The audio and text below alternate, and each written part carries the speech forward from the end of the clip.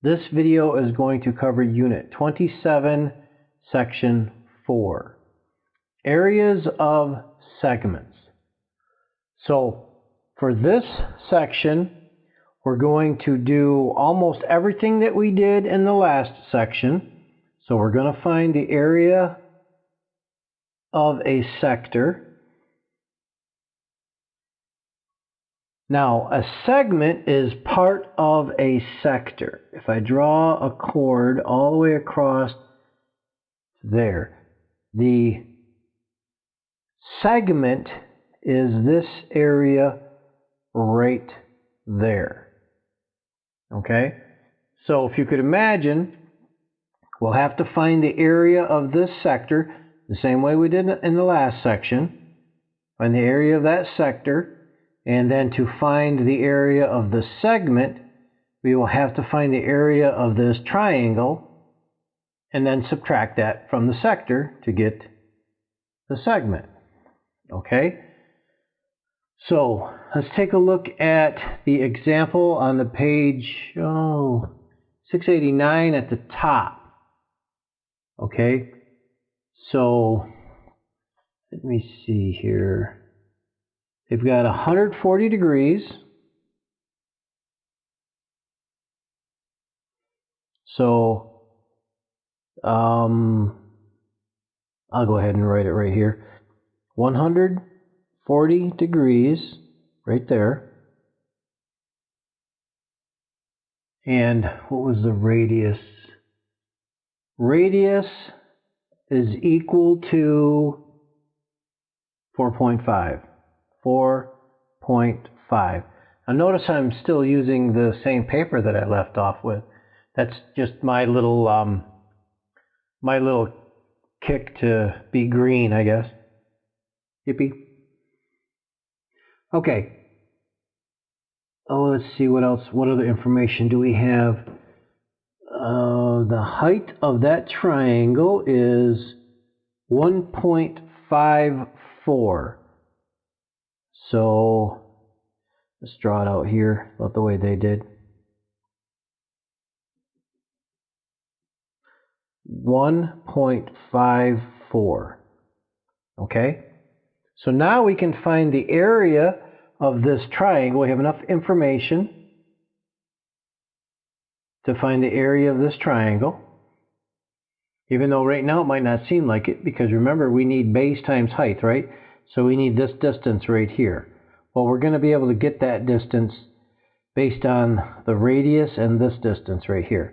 But first, let's find the area of that segment. Okay, so let's get this stuff out of the way here so we don't get any of this old stuff confused. So that's gone. So the area of the sector, to make sure I say that right, is equal to 140 over 360 times 3.14 times 4.5 squared. 4.5 squared. So let's find the area of the sector first. Let's just get that out of the way. Fraction of our 140 over 360 times 3.14 times 4.5 squared. Okay, so that area is 24.7, and let's take that to 24.73. So that's one part that we need right there. So let's take a look at that triangle. How do we find the area of that triangle? Well, this is the height right here, 1.45. And what I need is the base right there, because base times height divided by 2. Well, I have this right here, so let me redraw this triangle, this right triangle. right here, where this is the radius, 4.5, and this is the height, 1.54. Okay, now I'm use the Pythagorean theorem to find the distance from here to here. So that will be half of the base. So let's find that. Okay, so that's going to be the square root of 4.5 squared minus 1.54 squared. And that gives me 4.2282 something. Okay, so I'm just going to leave that right in my calculator, and so that's the distance from there to there. But to get the base, I just simply multiply that by 2, and so we'll call the base, so the area of the triangle is equal to base times height, and I'm going to say the base is 8.46.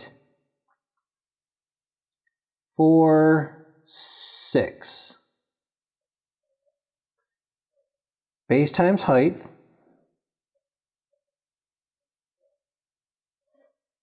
divided by 2.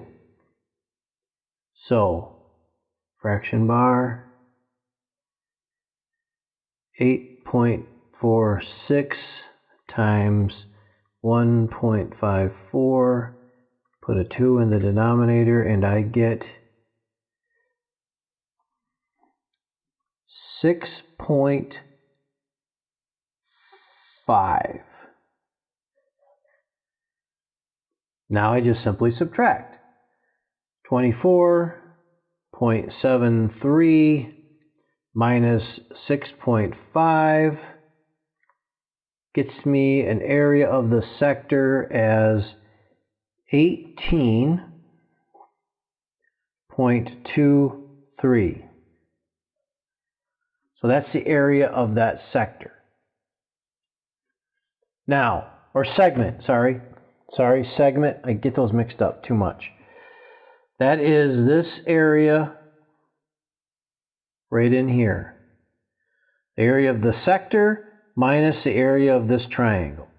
Now, with this triangle, we had to be given the height. With what we know with the math that we know so far in this class, we had to be given the height right here. All right? Now, once we get into the trig portion of this class, all we will need is the radius and the angle, and then we will be able to find the area of that triangle using trigonometry.